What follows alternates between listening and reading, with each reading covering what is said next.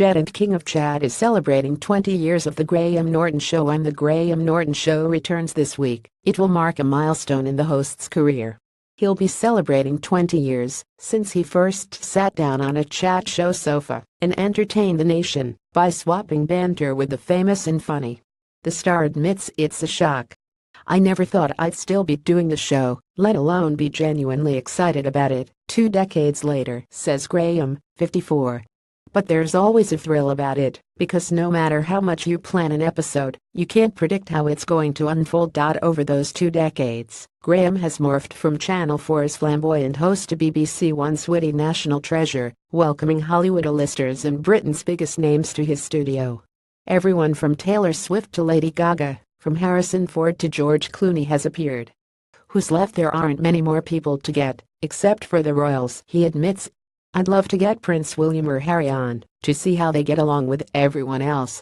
Graham says he was delighted with a few newcomers last series, particularly movie icons Diane Keaton and Warren Beatty, both rare faces on chat shows. "Everyone said Warren Beatty never does talk shows, so I was really pleased when I got feedback from him that he was very happy with how it went," says Graham. "I saw Diane Keaton before the show, and she really wriggled to try and get out of doing it. She jokingly complained to me about how long we'd take to shoot it, but I really loved her." The best guests are those whose natural charisma electrifies the studio atmosphere.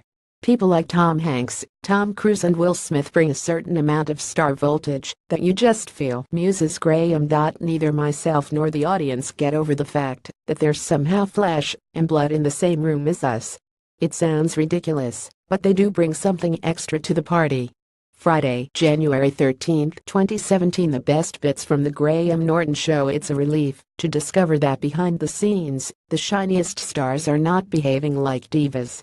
In fact, Tom Cruise won over the whole crew with his charm. "He got introduced to everyone on the way in, as every guest is," says Graham. "But Tom remembered everyone's name, and on the way out he still remembered everyone's name and what they do now. Clearly, that is some sort of mental feat, but it's a very impressive one, and it means that people backstage love him." Graham tells a similar story about Lady Gaga stopping a rehearsal in the studio to thank the crew for their hard work. Then, after her performance, she sent gifts, not to me, but to the crew who had facilitated her performance. "It means that, next time around, they will move heaven and earth to help her." Speaking of backstage, Graham's beloved dogs are always there, waiting for him in his dressing room. He's devoted to Bailey, a Labradoodle, and Madge, a rescue terrier, who share his house in Wapping in London's Docklands. They are the reason Graham doesn't travel much, despite possessing the riches to afford 5-star luxury. "People say the dogs are a tie, but to me, they're a nice tie," he says.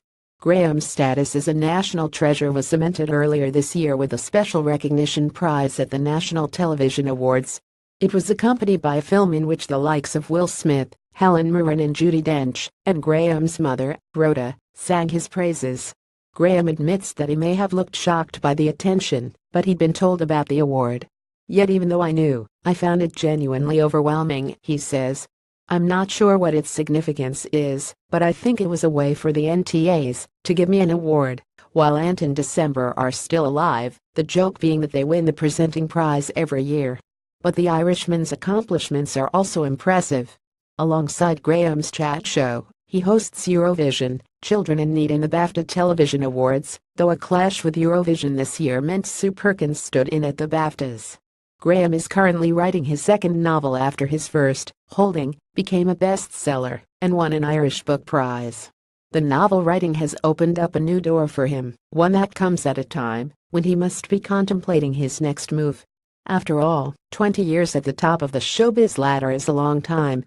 "I thought I might retire from the chat show at 50, but now I'm heading towards 55 next April, and, arg," says Graham, a bit lost for words. "I'm thinking about what to do. It would be quite nice to cut back a bit." But he doubts the BBC and his team that work on the show would welcome him going part-time.